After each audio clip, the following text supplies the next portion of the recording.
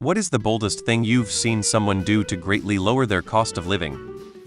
I had a friend who would go to farmers markets and wait until the end of the day, then go up to people and offer to buy the leftovers at a discount. Not terribly exciting, but bold. A student was living in Los Angeles, in an apartment with a rent he could afford, but wanted to get a master's degree in engineering from the University of California at Berkeley.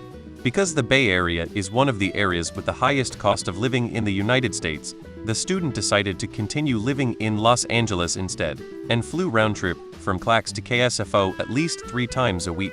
For the entire academic year, he spent approximately $5,600 on his transportation, roughly equating to $650 a month. Quite an interesting story. He posted the details at this link. I remember reading a story about a guy who had an internship at some big tech firm, I think Google, in an extremely H-call area. He bought an old U-Haul and outfitted it for a living. He parked in the company lot as obscurely as possible and moved every so often. Used the company's showers and such. Probably the best way to manage that situation if you could handle it. My FIL is a contractor. Thus, he has to buy lots of supplies. He buys gift cards first, then buys thousands of dollars worth of supplies on the cards. All so he can get the gas points. But because he has to buy so much for his business, it adds up hugely. He hasn't paid for gas in years. He also has to drive quite a bit, so it's a big money saver. Simultaneously the biggest boomer move and the smartest cheating of the system I've ever seen.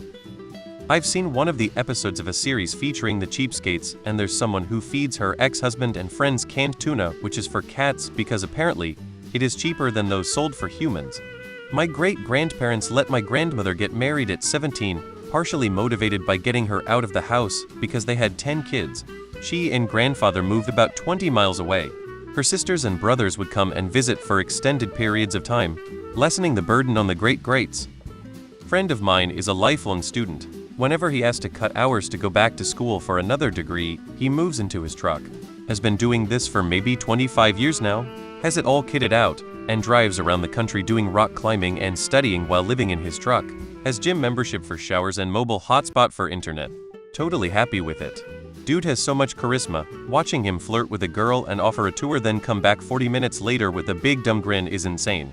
When he was more local to me, we'd have him stay occasionally if he got sick or something, because I didn't want him sick in his truck all by himself.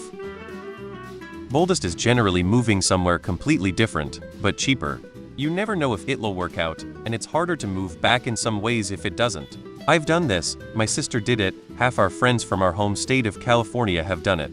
It worked out for most of us, but not all. I kept my heat off all winter long. Seeing the ad for US Air Force under this question is pure gold. Depends what you mean by the boldest. I'd say the most audacious behavior I've seen was from my former roommate and ex-friend Sarah, a narcissist and professional mooch, who used her then friends to get a job, a cheap place to live, borrowed furniture, and even food, while also quietly stealing from us. I'm sure she effectively lowered her cost of living through the systematic theft and manipulation. Not paying their electric bills. Pretty gutsy move when it's summer in the Sonoran Desert. Wife and I got rid of all our grass and turned our front and backyard into food garden. We only needed to buy veggies in the winter, but this year we've expanded more planting space, so we may be able to freeze more. Food is hella expensive now. My neighbors stole my electricity while I was away for a week. Found poorly buried extension cord running from an external outlet to their house. Start living in a tent in a forest. They are still close to the nearest town city, but still. Drilled for groundwater wells, invested in solar panels, and started a home garden. They went deep into conservation. I can't say I've seen anyone do anything voluntarily. Living out of a car, semi-permanent resident at a campsite, these aren't things you do when things are going well for you. I like the van life idea, but you have to live in the right part of the country because you don't have cheap control of temp. Many of the cheap routes require a comfortable environment first, or it really starts to suck fast. You can certainly make do, but you're making real-life choices at that point. It also helps if the job allows it. Are you in a region, or is your travel and work sites conducive for such living, or are you just sitting in Walmart parking lots all your life? There's very fitting situations. A guy in Chicago 15 years ago had created an apartment under a bridge overpass. He had spliced into electrical cable and everything. My younger brother decided to be a train hopper for roughly half the year so he doesn't have to pay for rent.